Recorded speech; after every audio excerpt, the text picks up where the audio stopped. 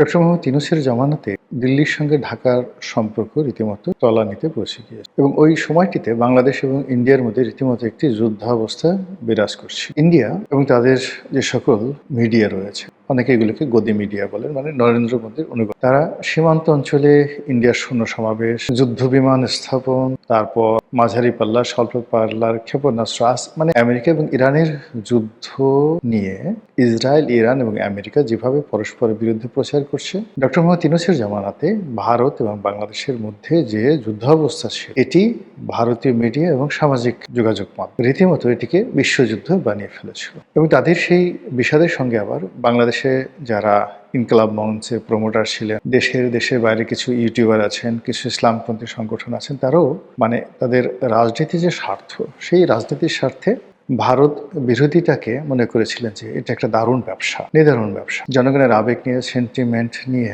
খেলাধুলা করলে কি হয়, পরিণতিটা কি হয়, এটি ওসমান হাদির মৃত্যু এবং সেই আবেগকে কেন্দ্র করে ঢাকা বিশ্ববিদ্যালয় চত্বরে তার দাফন কাফন এবং তার সমাধি সেখানে করা, মানে কবরস্থ করা, এই বিষয়গুলো ফুটে উঠেছে। আবার একই সঙ্গে যারা এখন বর্তমান ক্ষমতায় এসেছেন, তারা হাড়ে হাড়ে টের পাচ্ছে যে গত 17টি মাস ভারতের সঙ্গে আমাদের অব্যাহত যে সম্পর্ক, সেই সম্পর্কটি অবনতির কারণে অর্থনৈতিক ক্ষেত্রে, কূটনৈতিক ক্ষেত্রে সব মিলিয়ে আমরা যে বিপদগ্রস্ত হয়ে পড়েছি, যে ঋণভারে জর্জরিত হয়ে পড়েছি, যে ট্রেড ব্যালেন্সে আমাদের ভারসাম্যহীনতা দেখা দিয়েছে, তারপর আমাদের যে দেশের মানুষের মধ্যে যে মনস্তাত্ত্বিক সমস্যা দেখা দিয়েছে, সীমান্ত অঞ্চলে সীমান্ত রক্ষী বাহিনীগুলোর বাড়াবাড়ি বাংলাদেশের এবং ভারতের, তারপর ভিসা বন্ধ করে দেওয়ার কারণে কলকাতা, আগরতলা, আসাম থেকে শুরু করে শিলং, দার্জিলিং প্রভৃতি এলাকাতে যেখানে বাঙালি পর্যটকরা সবসময় গম গম করে, সেখানে এক ধরনের মনস্তাত্ত্বিক ফ্রাস্ট্রেশন লক্ষ্য করা গেছে ভারতীয় নাগরিকদের মধ্যে। একইভাবে যারা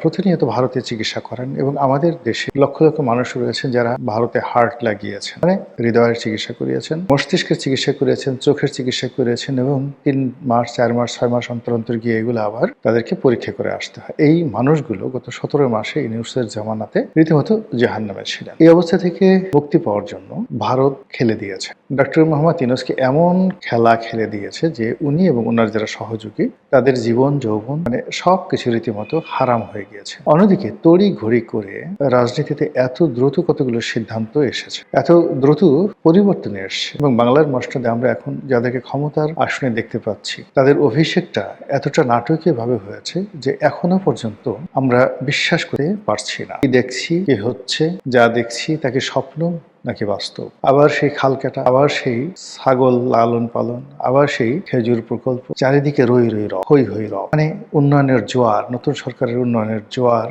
বইছে। মানে এতটা স্বাচ্ছন্দ্য দেখানোর চেষ্টা করছে যে বাংলাদেশে আসলে কোনো সমস্যাই হতে পারে। আমাদের দেশের অনেকগুলো সমস্যা মূলত মনস্তাত্ত্বিক, অনেকগুলো সমস্যা সিন্ডিকেটের কারণে হয়। বঙ্গবন্ধুর হত্যাকাণ্ডের পর দেখা গেল যে বাংলাদেশে চাল, ডাল, আটা, ময়দা, চিনি, লবণ, মানে এগুলো সবই সহজলভ্য হয়ে গেল শুধু জিয়াউর রহমান ক্ষমতা আসার। তো এই সময়ের মধ্যে কোনো আমদানি হয়, তারপর দেশ উৎপাদনও হয়নি, কিন্তু এগুলো এত অ্যাভেলেবল হলো। মূল কারণ হলো যে বঙ্গবন্ধুর জামানাতে সবকিছু ঠিক ছিল, কিন্তু সাপ্লাই অ্যান্ড চেইন, এটার যে ম্যানেজমেন্ট রয়েছে, সেই ম্যানেজমেন্টগুলো ঠিক না থাকার কারণে মানুষের যে মনস্তাত্ত্বিক জগৎ, সেখানে অস্থিরতা ছিল, যে যার মতো করে মজুদ করেছে, আর আরো মজুদ করার জন্য মানুষ অন্যের জন্য ঘুরেছে, এরকম একটা অবস্থা। সেখানে যখন জিয়াউর রহমান এসে ঘোষণা দিলেন, একটা স্থিতি অবস্থা আসলো, তখন মানুষ বিশ্বাস ফিরে পেল না, আর অপরাধীরা তাদের অপরাধ করাটা বন্ধ করে দিল। একইভাবে আমাদের দেশে এই মুহূর্তে ধরুন যে যার মতো করে আমরা যেমন একসঙ্গে পেট্রোল পাম্পে ছুটছি, তো পেট্রোল পাম্পে ছোটার পরে সেখানে বিশাল লাইন, হয়তো অনেকের তেল দরকার নেই, কিন্তু একটা মনস্তাত্ত্বিক যে আমার এই তেল এখনই দরকার। আবার ব্যাংকগুলোতে